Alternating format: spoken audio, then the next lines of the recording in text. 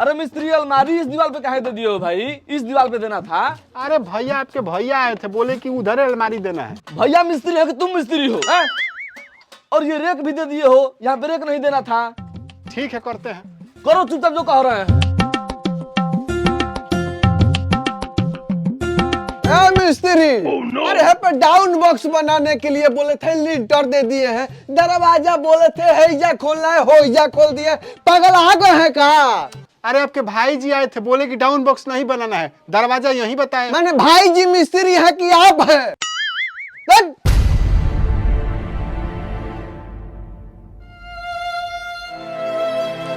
ससुरा घर का नक्शा बिगाड़ के रख दिया है। घर का नक्शा बिगाड़ दिया ससुर।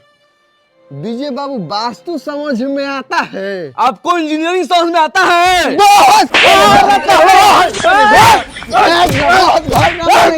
चलो घर पैसा